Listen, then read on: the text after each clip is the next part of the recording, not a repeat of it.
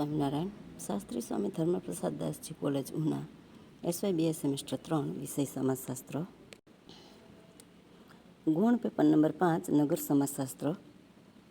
તેમાં આજે યુનિટ 4ની અંદર આજે આપણે ત્રીજો પોઈન્ટ એટલે કે નગર સમાજમાં રહેઠાણની સમસ્યા તેના વિશે જોઈશું. નગર સમાજમાં રહેઠાણની સમસ્યા. રહેઠાણ એટલે કે ઘર માનવીની પાયાની જરૂરિયાત છે. ભારતના શહેરોમાં વસતા કુટુંબોની સંખ્યાની સરખામણીમાં રહેઠાણના મકાનોની પર્યાપ્તતા છે. ઘણા લોકો ઘરબાર વગર જીવન જીવે છે. ઘણા લોકો નાગરિક જીવનની સુવિધાના અભાવવાળા અને માનવ જીવન માટે ગેરકાયદેસર રહેઠાણોના જીવન વિતાવે છે, તો ઘણા લોકો નાગરિક જીવનની અલ્પ સુવિધાવાળા મકાનોમાં જીવન જીવે છે. આમ ભારતમાં રહેઠાણની સમસ્યાના સંખ્યાત્મક અને ગુણાત્મક એમ બે પરિણામો છે. એમાં પહેલું છે રહેઠાણની સમસ્યાનું સ્વરૂપ, એટલે કે શહેરોની અંદર રહેવાની સમસ્યા ખૂબ મોટી છે. કોઈ તમને જમવાનું આપી દે પણ સૂવા માટે ઓટલો ન આપી શકે એટલી પરિસ્થિતિ ખરાબ છે. વસ્તી વધારાના હિસાબે બેકારી, ગરીબી, અપૂરતું શિક્ષણ, એના હિસાબે ભારતના શહેરોમાં ઘણી બધી રહેવાની અગવડતાઓ છે. તેમાં એના સ્વરૂપો જોઈએ. ભારતના શહેરોમાં રહેઠાણના મકાનોની અપર્યાપ્ત છે. આ અપર્યાપ્ત સંખ્યાત્મક અને ગુણાત્મક સ્વરૂપની અને નીચે મુજબ વર્ણવી શકાય. તેમાં પહેલું છે રહેઠાણની સંખ્યાત્મક અપર્યાપ્તતા. એક અંદાજ મુજબ માત્ર વસ્તી વૃદ્ધિના કારણે ભારતમાં 1000ની વસ્તીએ 5 નવા રહેઠાણોની જરૂરિયાત છે. આ સામે દર વર્ષે 1000ની વસ્તીએ જરૂરિયાત કરતાં નવા મકાનો ઓછા બાંધી શકાય છે. આમ જરૂરિયાત કરતાં ઓછા મકાનો બાંધતા હોવાથી મકાનોની તીવ્ર તંગી રહેવા પામે છે અને રહેઠાણોની સંખ્યાત્મક સમસ્યા વધુ કથળવા પામી છે. રહેઠાણ અને શહેરી ગરીબી નિવારણ મંત્રાલયના અંદાજ મુજબ 2007ની સાલના 24.7 મિલિયન રહેઠાણોની તંગી હતી. તેમાં 99% તંગી આર્થિક રીતે નબળા વર્ગોના અને નિમ્ન આવક જૂથોમાં હતી. બીજું છે રહેઠાણોની વિષમતા. ભારતમાં શહેરોમાં રહેઠાણોની સંખ્યાત્મક અને ગુણાત્મક સંખ્યાએ વિષમતા જોવા મળે છે. ભારતમાં શહેરોમાં નીચેના પ્રકારના રહેઠાણ સ્વરૂપો જોવા મળે છે. એમાં પહેલું છે રહેઠાણના અભાવમાં ખુલ્લી જગ્યાઓ રહેઠાણ તરીકે ઉપયોગ. બીજું છે નાગરિક સુવિધાના અભાવવાળા વધુ પડતી ગીર્દી ધરાવતા રહેઠાણો. ત્રીજું છે અલ્પ નાગરિક સુવિધાવાળા અલ્પ ગીર્દીવાળો રહેઠાણો. ચોથું છે પર્યાપ્ત નાગરિક સુવિધાવાળા અલ્પ ગીર્દીવાળા રહેઠાણો. પાંચમું છે પર્યાપ્ત નાગરિક સુવિધાવાળા ગીર્દીના અભાવવાળા રહેઠાણો. અને છઠ્ઠું છે પર્યાપ્તથી સવિશેષ નાગરિક સુવિધાવાળો વિશાળ અને વૈભવી રહેઠાણો. ઉપરોક્ત રહેઠાણ પ્રકારો રહેઠાણોની વિષમતાનું ચિત્ર રજૂ કરે છે. ઘણા મકાનો ખાલી પડ્યા હોય છે. 2001ના વર્ષમાં ગુજરાતમાં રહેતી શહેરી વિસ્તારના 8 લાખથી વધુ મકાનો ખાલી હતા. અન્ય રાજ્યોનો વિચાર કરતાં આ વિષમતા વધુ વ્યાપક જણાશે. આવા મકાનો ખૂબ જ સમૃદ્ધ લોકોના હોય છે. તેઓ જરૂરિયાત કરતાં વધુ જ મોટા અને વિશાળ મકાનો ધરાવવા ઉપરાંત એકથી વધુ મકાનો ધરાવતા હોય છે. જુદા જુદા શહેરોમાં તેમના રહેઠાણો હોય છે. તેમના રહેઠાણો વૈભવી જીવનવાળા ભવ્ય વાતાનુકૂલિત બંગલાઓ હોય છે, જેમાં આધુનિક જીવનશૈલીની તમામ નાગરિક સુવિધાઓ ઉપરાંત વૈભવ સગવડો ઉપલબ્ધ હોય છે. તેઓના નિવાસસ્થાનો શહેરના વિશિષ્ટ અને વધુ મોંઘા તથા ખર્ચાળ વિસ્તારોમાં આવેલા હોય છે. બીજી બાજુ શહેરોની ઘણી મોટી સંખ્યામાં મકાનો મ્યુનિસિપલ ધોરણો કરતાં નીચે કક્ષાના હોય છે. શહેરી વસ્તીના મોટાભાગના લોકો નિમ્ન આવક જૂથના હોય છે. તેઓની પોતાની આવકનો મોટો ભાગ ખોરાક પાછળ ખર્ચાતો હોય છે. વસવાટની સુવિધા મેળવવા શક્તિમાન બનતા નથી. ઘણા લોકો ઘર વિનાના હોય છે. તેઓ ફૂટપાથ, રેલવે સ્ટેશન, ગટરના મોટા પાઇપ, પુલ નીચે પડ્યા રહેતા હોય છે. ઘણા લોકો ઝૂંપડાઓમાં અને ચાલીઓમાં એક રૂમવાળા મકાનોમાં રહે છે. આવા લોકોને નાગરિક જીવનની પ્રાથમિક સુવિધાઓથી વંચિત રહેવું પડે છે. મોટાભાગના લોકો ભાડાના નાના મકાનમાં રહેતા હોય છે અને આવા રહેઠાણોમાં વધુ પડતી ગીર્દી હોય છે. તેઓ સામાન્ય રીતે અસહ્ય કહી શકાય તેવી જીવન પરિસ્થિતિમાં રહેતા હોય છે. આમ શહેરોમાં રહેઠાણની ભૌતિક અને ગુણવત્તાની દ્રષ્ટિએ અતિ વિષમતા જોવા મળે છે. એના પછી છે રહેઠાણનું કદ અને સ્વરૂપ જોઈએ. આપણે જોઈ ગયા તેમ ભારતમાં શહેરોમાં રહેઠાણોની સંખ્યાત્મક અને ગુણાત્મક દ્રષ્ટિએ વિષમતા જોવા મળે છે. કલકત્તા,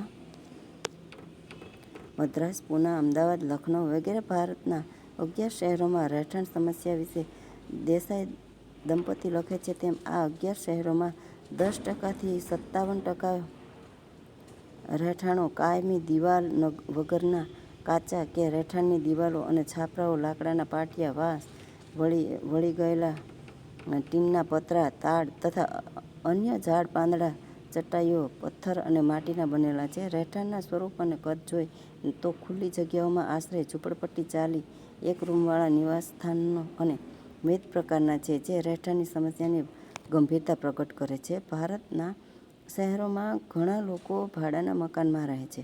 શહેરોમાં કાનૂની કદમાં વિષમતા જોવા મળે છે. ગુજરાતમાં 2001ની સાલની નીચે મુજબની સ્થિતિ જોવા મળે છે. તે રહેઠાણનું આમાં કોઠો આપેલો છે, રહેઠાણનું કદ અને સંખ્યા, એટલે કે રહેઠાણનું કદ જો અને એની અંદર કેટલી સંખ્યા રહે છે. કે રૂમ વિનાના રહેઠાણો તો એમાં 34,000થી વધુ સંખ્યામાં લોકો રહે છે. એક રૂમવાળા રહેઠાણ હોય એમાં 15 લાખથી વધુ લોકો રહે છે. દાખલા તરીકે આનું ઉદાહરણ તરીકે સુરત શહેરમાં જોઈએ તો કે એક રૂમમાં ઘણા બધા લોકો રહેતા હોય છે. એક પરિવાર હતા આખો એક રૂમમાં રહેતો હોય છે. 2 રૂમવાળા રહેઠાણ 11 લાખથી વધુ લોકો રહે છે. 3 રૂમવાળા રહેઠાણમાં 6 લાખથી વધુ લોકો રહે છે. 4 રૂમવાળા રહેઠાણમાં 2 લાખથી વધુ લોકો રહે છે. 5 રૂમવાળા રહેઠાણમાં 70,000થી વધુ લોકો રહે છે અને 6 કે તેથી વધુ રૂમવાળા રહેઠાણોમાં 80,000થી વધુ લોકો રહે છે. એટલે કે જે લોકોની જેની આગળ પૈસા છે, વૈભવ છે, એવા લોકો આગળ સુખ સુવિધાઓ અને મકાનોની સંખ્યા વધારે છે. આમ રહેઠાણોની કદના વિસ્તારમાં વિષમતા રહેલી છે. દેશના અન્ય રાજ્યોની સ્થિતિ પણ આવી જ વિષમતાજનક છે. એના પછી વધુ પડતી ગીર્દી. એક રૂમવાળા રહેઠાણોની ઉપરોક્ત વિગતો રહેઠાણમાં વધુ પડતી ગીર્દીનો પણ નિર્દેશ કરે છે. ગુણાત્મક રીતે જોતા ભારતના શહેરોના રહેઠાણોમાં વધુ પડતી ગીર્દી નિર્દેશ કરે છે.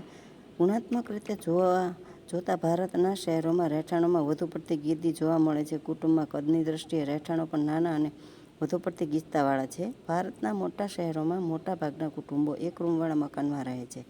તેમાં તેમની વ્યક્તિઓની સરેરાશ સંખ્યાની દ્રષ્ટિએ પણ વધુ પડતી ગીર્દી હોવાનું જણાયું છે. કલકત્તાના રહેઠાણો વિશે એવું નિરીક્ષણ છે કે ત્યાં રહેઠાણોમાં વધુ પડતી ગીર્દી છે. ઘરમાં વધુ પડતી ગીર્દી સ્વાસ્થ્ય પર વિપરીત અસર કરે છે અને સમાજ જીવનનું કાર્ય મુશ્કેલ બને છે. નાગરિક સુવિધાઓ અભાવ કે અલ્પ સુવિધા. ગુણાત્મક દ્રષ્ટિએ જોતા ભારતના શહેરોમાં ઘણા રહેઠાણોમાં નાગરિક જીવનની પ્રાથમિક સુવિધાનો અભાવ છે અથવા અલ્પ સુવિધા છે. ખુલ્લી જગ્યામાં આશ્રય લેનારા રૂમના અભાવવાળા રહેઠાણ, એક રૂમવાળા રહેઠાણ, ચાલીઓ, ઝૂંપડપટ્ટીઓ વગેરે સ્વરૂપ રહેઠાણોમાં નાગરિક જીવનની સુવિધાઓ જેવી કે અલગ રસોડું, પાણીના નળ, વીજળી, બાથરૂમ, સંડાસ વગેરેના અભાવ હોય છે અથવા અલ્પ સુવિધાઓ હોય છે. કલકત્તામાં શહેરની રહેઠાણ પરિસ્થિતિ વિશે જોવામાં આવ્યું છે કે ત્યાંના એક રૂમવાળા રહેઠાણોમાં નાગરિક સુવિધાઓ ખૂબ જ અલ્પ છે. ઝૂંપડપટ્ટી અને ગંદા વસવાટ તથા ચાલીઓની આ અગાઉની વિગતો પરથી એમ નાગરિક સુવિધાઓ કેટલીક અપૂરતી છે કે તેનો કેવો અભાવ છે તે અંગે જાણી શકાય છે. ભારતમાં મોટા શહેરોમાં વસ્તીની ગીચતા ખૂબ જ છે. વધુ પડતી ગંદકીને કારણે ગટર, સંડાસ, પાણી પુરવઠો વગેરે અપૂરતા અને ખામી ભરેલા છે. મોટાભાગના કુટુંબોને પાણી, સંડાસ, બાથરૂમ, ગટર, વીજળી, રસોડું વગેરે નાગરિક સુવિધાઓ મળી શક્ય નથી. શહેરોમાં ઘણા કુટુંબોને નાગરિક સુવિધાના અભાવને કે અલ્પ સુવિધાઓ વિના જીવન જીવવું પડે છે. એના પછીનો બીજો પોઈન્ટ છે રહેઠાણની સમસ્યાના કારણો. ભારતના મહાનગરમાં અને મોટા શહેરોમાં જ નહીં પરંતુ લગભગ બધા શહેરોમાં રહેઠાણની સમસ્યા અત્યંત જટિલ છે. આ સમસ્યા અત્યંત જટિલ છે. આ સમસ્યા માટે પરસ્પર સંબંધી એવા અનેકવિધ કારણો જવાબદાર છે. આમાંના કેટલાક નોંધપાત્ર કારણો નીચે મુજબ છે. જોઈએ. પહેલું છે ઝડપી વસ્તી વૃદ્ધિ. રહેઠાણની સમસ્યાનું એક અગત્યનું કારણ ઝડપી વસ્તી વધારો છે. ભારતના ઝડપી વસ્તી વધારાને કારણે થતી વસ્તી અને તેની ગીચતા ઝડપથી વધે છે. ભારતની તેની સરખામણીમાં મકાનોની સંખ્યા તેટલો વધારો થયો નથી. પરિણામે મકાનોની તંગી રહેવા પામે છે. એટલે કે જેટલી ઝડપથી વસ્તી વધે છે તેની સામે તે લોકોને મકાન મળતા નથી. બીજું છે ઝડપી શહેરીકરણ. શહેરોમાં મકાનની તંગી ઊભી કરવામાં ઝડપી શહેરીકરણ અગત્યનું કારણ છે. 1941માં ભારતની કુલ વસ્તીના લગભગ 14% લોકો શહેરોમાં વસતા હતા. તેને બદલે અત્યારે 2001ને ભારતની કુલ વસ્તીમાં લગભગ 28% લોકો શહેરોમાં વસવાટ કરતા થયા છે. 2011માં 30% લોકો શહેરોમાં વસતા વસવાટ કરે છે. એ જ રીતે ભારતના મહાનગરોના કદ ઝડપથી વધતા જાય છે. 1961માં અમદાવાદની વસ્તી 12.6 લાખની હતી. તે વધીને 2001માં 35 લાખ થવા પામી છે. એ જ રીતે ભારતના બધા મહાનગરોના કદમાં વૃદ્ધિ થઈ છે. આટલા ઝડપી શહેરીકરણની સામે નવા બંધાતા મકાનોની સંખ્યા બહુ જ ઓછી રહેવા પામી છે. શહેરીકરણની ઝડપ અને રહેઠાણોમાં બાંધકામની ઝડપ વચ્ચે પડતું મોટું અંતર રહેઠાણની વિકટ સમસ્યા ઊભી કરે છે. ત્રીજું છે રહેઠાણોની સંખ્યામાં અપૂરતી વૃદ્ધિ. ઝડપી વસ્તી વૃદ્ધિએ ઝડપથી શહેરીકરણને લીધે નવા મકાનોની આવશ્યકતા વધતી જાય છે. વળી આરોગ્યની સવલતોને લીધે સરેરાશ આયુષ્યમાં વૃદ્ધિ થવા પામી છે. તેથી વધુ સંખ્યામાં રહેઠાણોની આવશ્યકતા ઊભી થાય છે. આ કારણે એક સમયે પર્યાપ્ત કદનું મકાન અપર્યાપ્ત થઈ જાય છે અને કુટુંબમાં અમુક સભ્યો માટે નવા મકાનની આવશ્યકતા ઊભી થાય છે. નવા મકાનોની સંખ્યામાં જરૂરિયાત કરતાં ઓછી વૃદ્ધિ થાય છે. આથી રહેઠાણોનું નિરંતર તંગી રહેવા પામે છે. આવી અપર્યાપ્ત માટે વિવિધ કારણો જવાબદાર છે. એના પછી છે શહેરી રહેઠાણ વિશેનો ભ્રમ. શહેરી રહેઠાણ વિશેનો એક પ્રચલિત ભ્રમ એ છે કે નોકરિયાત લોકોના ઘર ભાડા ભથ્થા ભરવાથી તેમના રહેઠાણની મુશ્કેલી હળવી કરી શકાય છે. પરંતુ અનુભવ એવો છે કે ઘર ભાડા ભથ્થા કરતાં ઘર ઝડપથી વધે છે. એટલે ઘર ભાડા ભથ્થા વધારવાની નીતિ રહેઠાણની સમસ્યા હળવી કરવામાં અસરકારક બનતી નથી. વળી ખર્ચાળ બાંધકામ અને મોંઘી રહેણાંક તેમની જમીન રહેઠાણની સમસ્યા ઊભી કરવામાં મોટો ભાગ ભજવે છે. ટાંચા નાણાકીય સાધનો. ભારત વિકસતો દેશ છે. વર્ષો સુધી તે અલ્પવિકસિત દેશ રહ્યો છે. તાજેતરમાં જ તેની અવગણના કે ગણના વિકાસશીલ દેશોમાં થવા લાગી છે. અલ્પવિકસિત અને વિકસતા સમાજમાં હંમેશા નાણાં ભંડોળ ખર્ચું રહેવા પામે છે. બીજી બાજુ વારંવાર દુષ્કાળ, પૂર અને કુદરતી આફતોનો પડકાર ઝીલવામાં ઘણું ખર્ચ કરવું પડે છે. આ ઉપરાંત ભારતને 3 યુદ્ધોનો પડકાર ઝીલવામાં ઘણું નાણું ખર્ચાયું છે. દેશના સંરક્ષણ કાર્ય પાછળ મોટો ખર્ચ કરવામાં આવતો હોય છે. આ સંજોગોમાં રહેઠાણ યોજના માટે પર્યાપ્ત નાણાં ભંડોળ ફાળવવું મુશ્કેલ બને છે. આમ ટાંચા નાણાકીય સાધનો હેઠળ સમસ્યા હલ કરવામાં અવરોધક પરિબળ બને છે. ગરીબી અને બેકારી. રહેઠાણ માટે ખુલ્લી જગ્યાઓ ઉપયોગ, ઝૂંપડપટ્ટી, ચાલીઓ, એક રૂમવાળા રહેઠાણો વગેરે પરિસ્થિતિ રહેઠાણની સમસ્યાની વિકટતા ચિત્ર સ્પષ્ટ કરે છે. તેની સાથોસાથ ગરીબી અને બેકારી રહેઠાણની સમસ્યા સર્જવામાં કારણભૂત બને છે. ગ્રામીણ ગરીબો અને બેકારો રોજીરોટી માટે શહેરોમાં વ્યાપક પ્રમાણમાં સ્થળાંતર કરે છે અને તેઓ પોતાની રહેઠાણની વ્યવસ્થા માટે ખુલ્લી જગ્યા, ઝૂંપડપટ્ટી કે ચાલીમાં વગેરેમાં આશ્રય મેળવે છે. એના પછી છે જમીનની ખરીદી અને વેચાણનો વ્યાપાર. શહેરમાં વિકાસની પ્રતિષ્ઠામાં રહેઠાણની જમીનની ખરીદી અને વેચાણનો વ્યાપાર વિકાસ પામ્યો છે. કેટલાક પૈસાદાર લોકો શહેરની આજુબાજુના વિસ્તારની વિશાળ જમીન ખરીદી લેતા હોય છે. તેઓ રહેઠાણના હેતુ માટે જમીન ખરીદતા હોય છે, પરંતુ રહેઠાણ બાંધતા નથી હોતા અને એ જમીનની કિંમત ખૂબ વધી જાય છે. ત્યારે તે ઊંચી માંગી કિંમત મળે ત્યારે વેચી દેતા હોય છે. એટલું જ નહીં, પરંતુ એક જ જમીન વારાફરતી ઘણી વ્યક્તિઓને ઉત્તરોત્તર ઊંચી કિંમતે વેચાતી જાય છે. રહેઠાણના મકાનોમાં બાંધવામાં રોકાણ કરવા કરતાં આ રીતે ઊંચા ભાવ મળે ત્યારે જમીન વેચવી અને નફાની રકમ શહેરના દૂરના વિસ્તારની સસ્તામાં જમીન ખરીદવી તે તેમના માટે વધુ નફાકારક હોય છે, કારણ કે તેમાં રોકાણ કર્યા બાદ કંઈ પણ મહેનત કર્યા વિના અનેક ગણો નફો પ્રાપ્ત થાય છે. આમ જમીનની ખરીદી વેચાણનો વ્યવસાય ખૂબ જ નફાકારક નીવડતો હોવાથી મકાન બાંધીને ભાડે રહેવાની વૃત્તિને મકાન બાંધકામ ઉદ્યોગને પ્રોત્સાહન મળતું નથી. એના પછી તે દૂરદેશીપણાનો અભાવ.